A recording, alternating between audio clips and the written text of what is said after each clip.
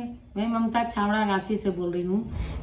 मुझे रचित आचार्य उमा स्वामी के बारे में कुछ बोलने का कुछ सौभाग्य मिला।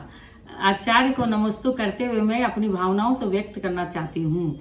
तत्वार्थ सूत्र रचयिता आचार्य गिद्धपिच है। उनका दूसरा नाम उमा स्वामी है और दक्षिण के वे ब्राह्मण थे। इनकी दीक्षा गुरु आचार्य कुंद स्वामी थे।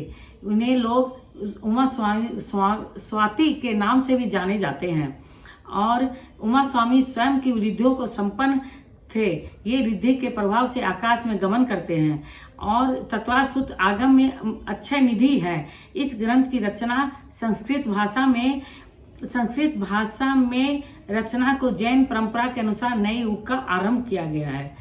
यह ग्रंथ 8 साल के बच्चे से लेकर 80-90 साल के बूढ़े तक भी पाठ को याद करने में सक्षम होते हैं। इस ग्रंथ में 7 तत्वों का वर्णन किया गया है। तत्वार्थ सूत्र सर्वप्रथम 4 अध्याय में जीव तत्व का वर्णन है और 5वां अध्याय से अजीव तत्व का वर्णन है और 6वां अध्याय में कर्मों का आश्रव करने का बंध है और 7वां अध्याय में सुआश्रव की प्रधानता की गई है। 8वां में बंध तत्व का वर्णन है और 9वां अध्याय में संवर और निर्जरा का वर्णन किया गया है। 10वां अध्याय में मोक्ष तत्व का वर्णन है। मोक्ष के प्राप्ति के लिए मोक्ष शास्त्र जानना बहुत जरूरी है। आचार्य उमा स्वामी महाराज जैन धर्म के महान दर्शनार्थी थे।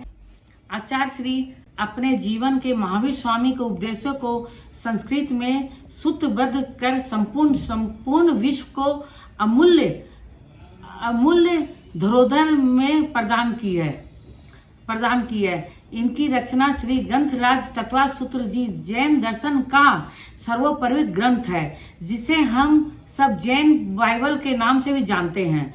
इस ग्रंथ का दिगंबर और श्वेतांबर दोनों परंपरा में सम्मान और श्रद्धा से स्वीकार करती है। इस धार्मिक ग्रंथ की बल्कि यह जीवन को सही दिशा प्रदान करने वाला महान ग्रंथ है, जिसका आचरण में पाकर सम्य दर्शन, सम्य ज्ञान, सम्य चारित्र के पथ पर चलकर अपने जीवन को सार्थक बना सकते हैं, बहुत सुंदर बना सकते हैं। इस ग्रंथ का पहला सूत्र सम्य दर्शन ज्ञान चारित्राणी मोक्ष मार्ग है। यह सूत्र अर्थात सम्य ज्ञान, सम्य दर्शन, सम्य ज्ञान एकता के मोक्ष का ग्रंथ है, मार्ग है। ये सच्चा मार्ग है। इसका एक और दूसरा सूत्र है परस्परो ग्रहो जीवानाम। यह हमें सिखाता है सभी जीव को एक दूसरे की सहायक है। आइए हम सब इन सूत्रों को माध्यम से अपने जीवन को अहिंसा, करुणा, प्रेम और एक दूसरे के सहयोगी बनकर विश्व बंधुत्व की भावना को सबल बनाते हैं और इसी मंगल भावना से साथ में हम अपनी वाणी को विराम देते हैं। जय जिनेंद्र।